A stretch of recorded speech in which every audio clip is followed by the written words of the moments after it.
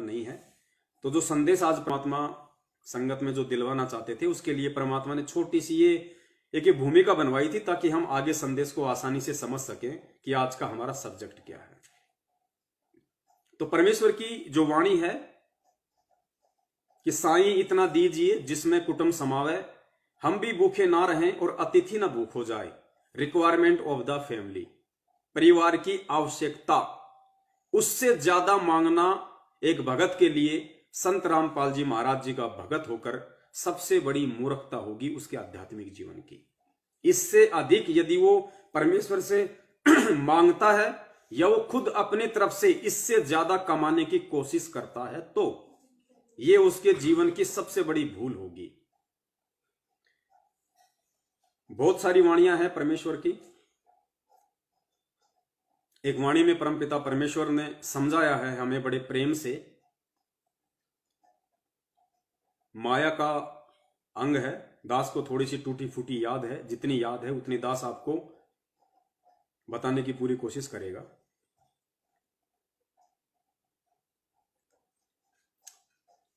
गुरुदेव ने बताया कि परमात्मा ने सत्संग करते हुए अपनी वाणी के माध्यम से कहा कि दानी को नहीं देत हूं, ना राखूं वर्ष करोड़, ये माया है सूम की बंदी सूम गलडोर। गुरुदेव ने कहा कि जो मेरा भगत दान करेगा उसको मैं धन नहीं दूंगा। धन नहीं देने का मतलब उसको उतना ही दूंगा, रिक्वायरमेंट ऑफ द फैमिली।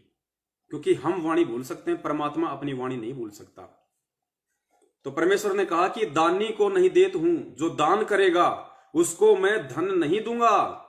अब देखना पुण्यात्माओं, इन परमेश्वर की वाणियों पे गौर करना। आज 90% भगत समाज दान यही सोच के करता है कि मुझे धन और ज्यादा मिलेगा। क्योंकि परमेश्वर ने भी अपनी वाणियों में जिक्र किया है कि भाई धन चाहे तो दान कर और मुक्ति चाहे तो नाम। लेकिन परमेश्वर की किस वाणी का कहां पे क्या अर्थ निकलेगा, इस चीज को समझना ही परमेश्वर के उस परमेश्वर के सत्संगों के संकेतों को समझना है। यही तत्व ज्ञान है जो एक शिष्य अपने सतगुरुदेव जी से सीखता है। तो दो वाणियां परमेश्वर ने बोली कि धन चाहे तो दान कर और मुक्ति चाहे तो जप नाम। और दूसरी वाणी में परमात्मा कह रहे हैं कि दानी को नहीं देत हूं, ना राखूं वर्ष करोड़, जो मेरा भगत दान करेगा उसको मैं धन नहीं दूंगा, ना राखूं वर्ष करोड़, उसको धन देकर, दान करने वाली पुण्य आत्माओं को धन देकर मैं करोड़ों वर्षों तक इस काल की जेल में नहीं रखना चाहता। दानी को नहीं देत हूं, ना राखूं वर्ष करोड़, ये माया है सूम की। सूम होता है कंजूस आदमी। ये माया है सूम की बंदी सूम गलडोर।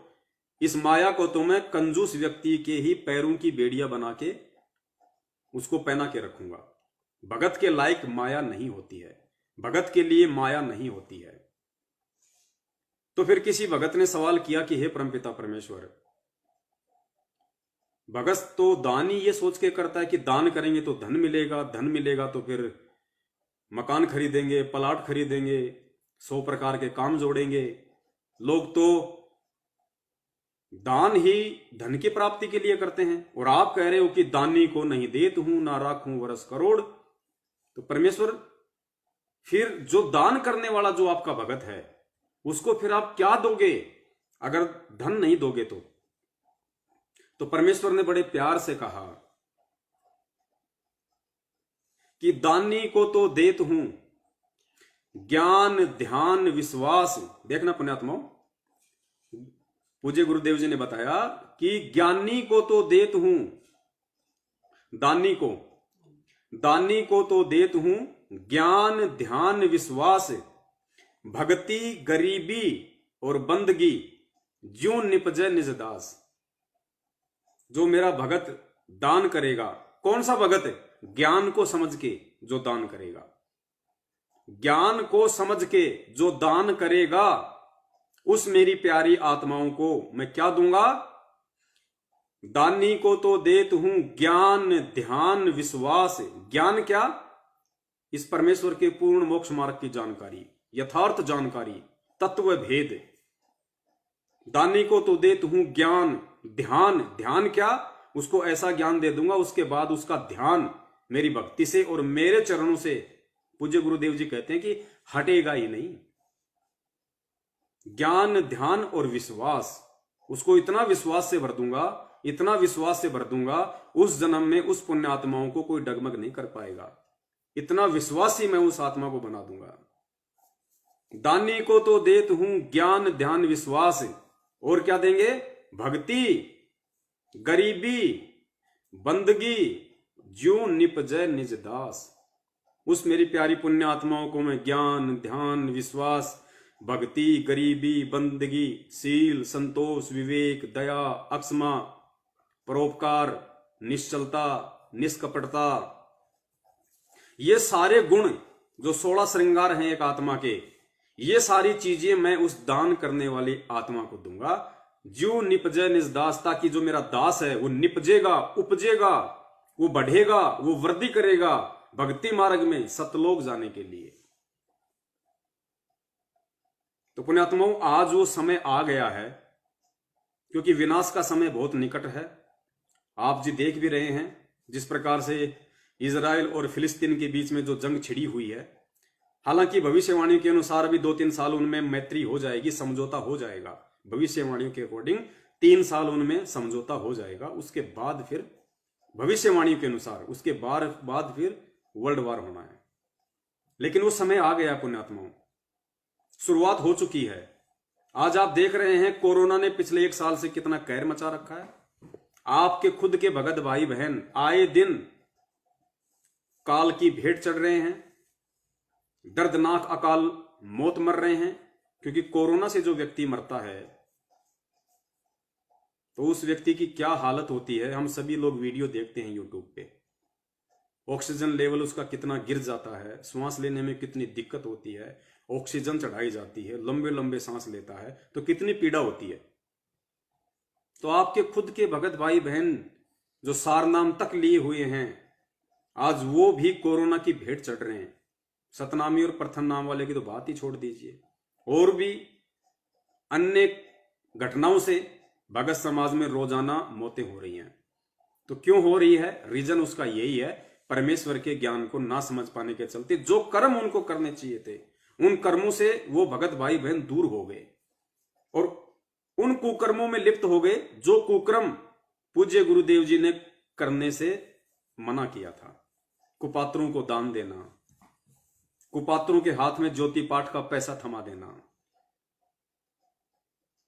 कुपात्र लोगों की संगति करना, उन कुपात्रों के आदेशों को सतगुरुदेव जी का आदेश मान के अपने जीवन में उतारना, ये बहुत बड़ी गलतियां हैं। ये कॉमन सेंस की जो बातें थी वो भी हम नहीं पकड़ पाए तो फिर आगे भक्ति कहां चलनी थी। जितनी बैटरी चार्ज थी परमात्मा ने रक्षा की।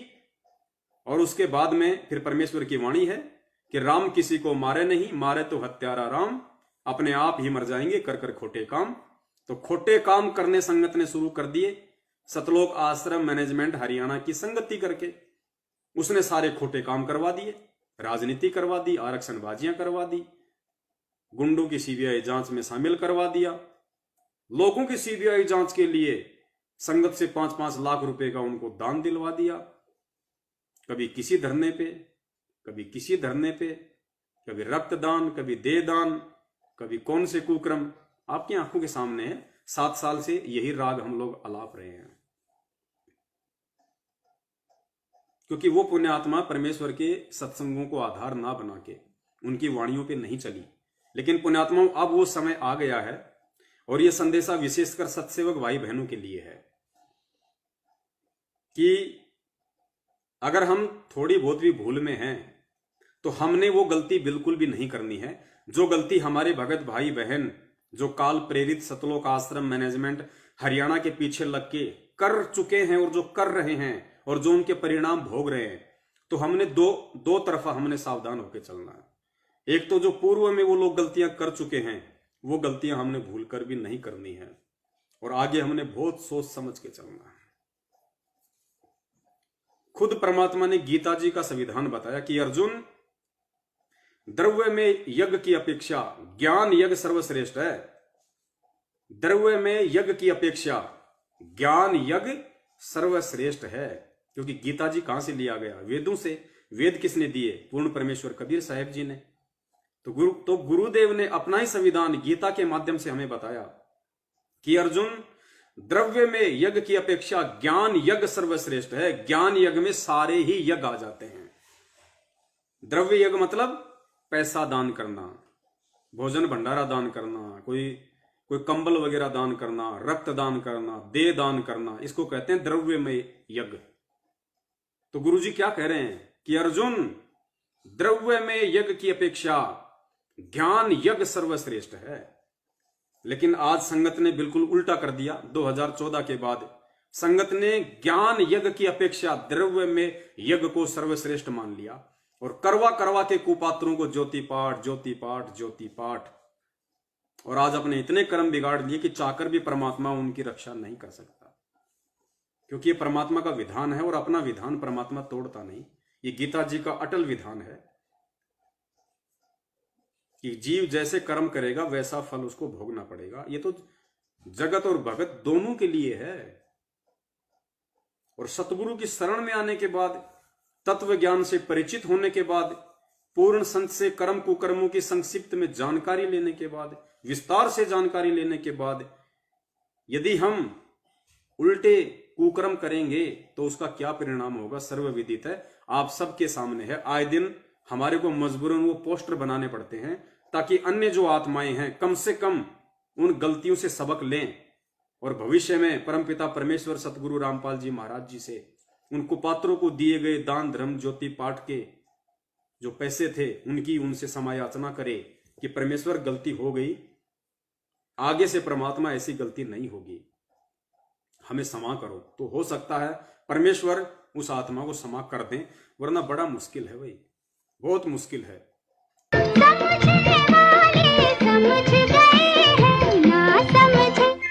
ना समझे वो अनाड़ी है।